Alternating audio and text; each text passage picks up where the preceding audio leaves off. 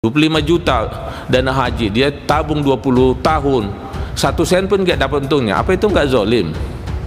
Apalagi kalau kita analisa biaya operasionalnya dibandingkan dengan penghasilan dia, waduh, bisa-bisa nggak optimal gitu.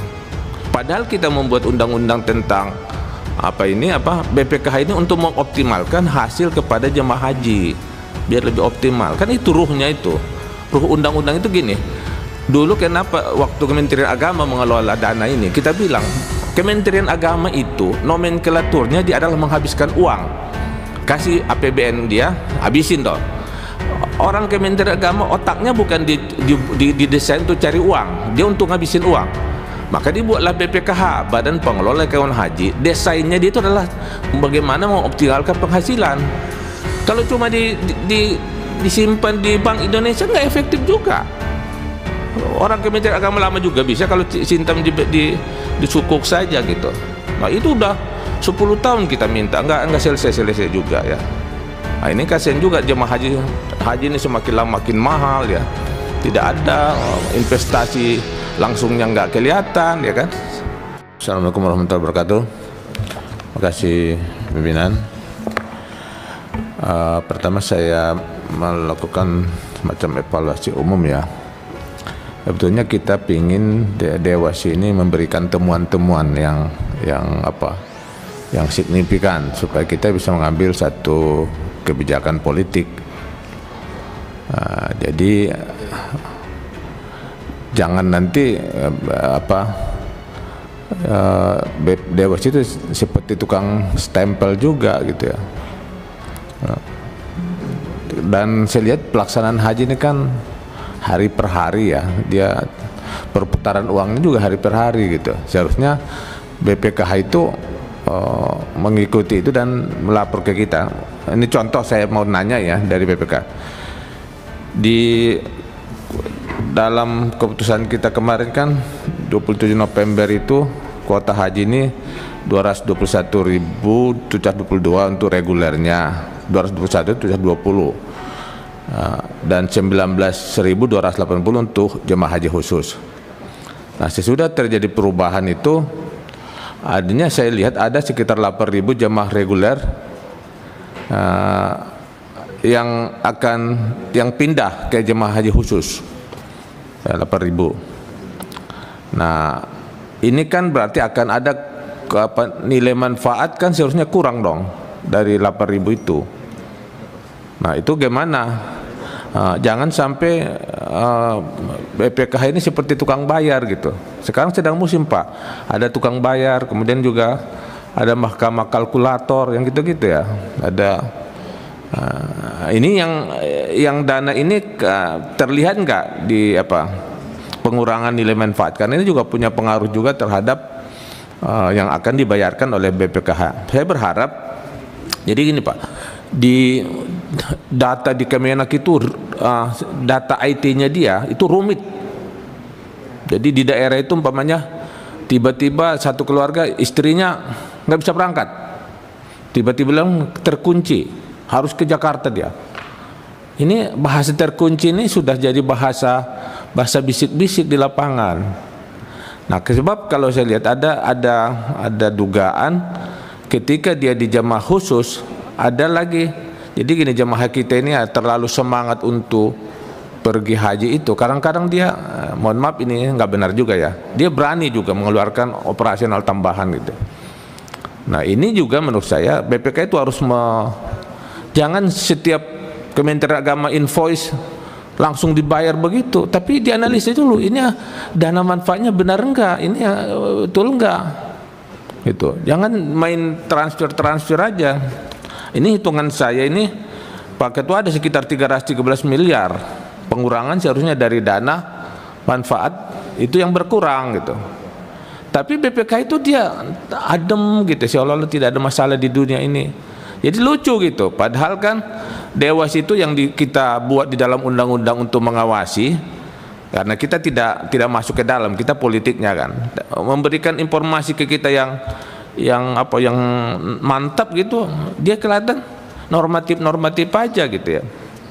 Nah, jangan sampai dari luar orang dari luar itu. Jadi ini tolong dijawab ini yang sekitar 303 miliar itu ya, ini masih asumsi saya ya.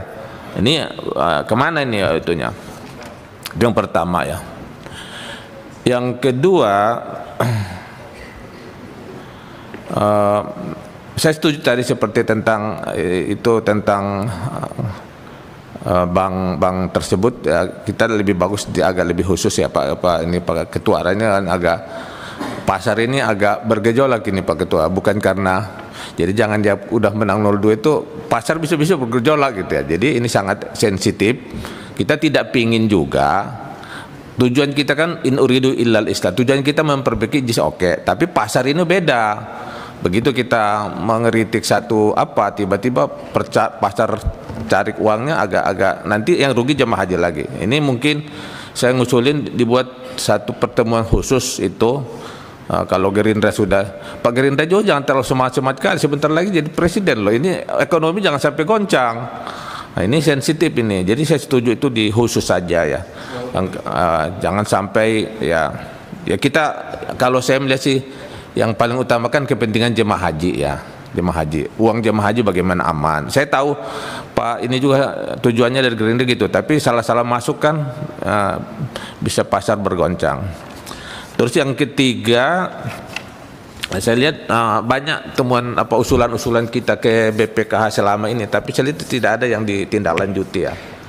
Seperti kita minta supaya sistem contoh ini, anak saya ada 5 akan berangkat haji ya. Seharusnya kan dibuatlah sistem tabungan gitu. Kita perlu lunasi cepat, tapi dia dikasih keuntungan juga seperti yang wajar gitu. Ini kan sampai sekarang belum berjalan sistem tabungan ya. Jadi orang kalau melunasi juga, kita umpamanya kita siapin uang 10 juta untuk 20 juta untuk pelunasan kemarin, itu kemakan oleh bank syariah juga. Ya kan, nggak dapat untung lagi kan, inflasi gitu. Kenapa dari dulu itu sudah kita usulan BPK nggak ngerjain sampai sekarang? Itu ada catatannya ya kan. Terus yang kedua, sistem virtual rakon itu mulai lebih banyak supaya lebih realistis. Nanti ke depannya siapa yang pergi, yang jemaah hajinya lama nabung, dia lebih banyak untungnya gitu kan gitu. Dan harus virtual hakiki, bukan virtual bayangan. Kenapa saya bilang virtual bayangan? Orang yang sudah 20 tahun pergi haji, tapi keuntungan virtualnya nggak dibagi ketika dia nggak jadi berangkat, nggak dibagi. Ini kan zolim juga BPKH, ya kan? Masa orang 25 tahun sudah nabung masih tetap dia dapat 25 juta? Ya kalau virtual itu memang sudah ada uangnya di situ, ya dia dikasih juga baliknya gitu. Jadi virtual seolah-olah untuk pribadi, tapi diakumulasi dalam sistem BPKH. Hanya dikasih keuntungannya ketika dia pergi haji dengan akumulatif gitu. Nah itu yang normal sebetulnya kan.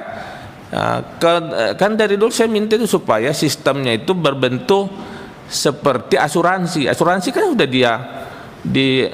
udah bisa dihitung tahun berapa kebutuhan uang, dan mereka setiap bulan itu dapat keuntungan di itinya ya. Jadi saya lihat itu pakai tua itu virtualnya itu nggak serius. Virtual itu karena sudah ada padahal kita capek bikin undang-undang itu supaya virtual itu lebih bagus. Cuma virtualnya begitu saja. Pas haji dioper ke situ. Jadi pindah caku kanan caku kiri aja. Tapi duit itu nggak diambil oleh jemaah haji. Keuntungan virtual dapat jemaah haji kalau dia berangkat. Kalau dia nggak berangkat, dia nggak akan dapat. Nah 25 juta dana haji, dia tabung 20 tahun, 1 sen pun nggak dapat untungnya. Apa itu nggak zolim? Nah katanya ini salahnya nih Pak Ketua, di BPK ini kan tidak ada Dewan Pengawas Syariahnya yang bertanggung jawab syariah, nggak ada. Nah, seharusnya mereka kan dikontrol MUI ya, tapi MUI juga banyak urusan, dia ada JPH, ada apa sana, ceramah juga tiap Jumat kan, jadi agak sulit gitu. Nah itu sudah lama sih usulin supaya virtual aqua itu dianikan, sebab kalau tidak nanti agak sulit hitungnya. Jadi udahlah, udah sering saya bilang nggak didengar kuping-kupingnya, ya udahlah biarin aja lah. Udah berapa kali kan, dan di situ permasalahan BPKH ini tidak optimalnya ke hasilnya ya. Jadi ini kita apalagi kalau kita analisa biaya operasionalnya dibandingkan dengan penghasilan dia, waduh, bisa-bisa nggak optimal gitu. Padahal kita membuat undang-undang tentang BPKH ini untuk mengoptimalkan hasil kepada jemaah haji biar lebih optimal. Kan itu ruhnya itu. Ruh undang-undang itu gini. Dulu kenapa waktu Kementerian Agama mengelola dana ini, kita bilang Kementerian Agama itu nomenklaturnya dia adalah menghabiskan uang. Kasih APBN dia, habisin toh. Orang Kementerian Agama otaknya bukan didesain untuk cari uang, dia untuk ngabisin uang. Maka dibuatlah BPKH, Badan Pengelola Keuangan Haji. Desainnya dia itu adalah bagaimana mengoptimalkan penghasilan. Kalau cuma disimpan di Bank Indonesia nggak efektif juga.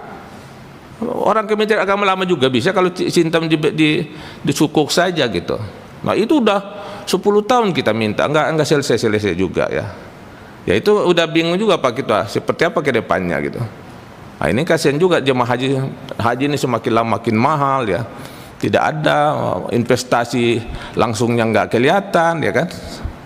Nah itu aja barangkali ya. Ya, makasih Pak Iskan.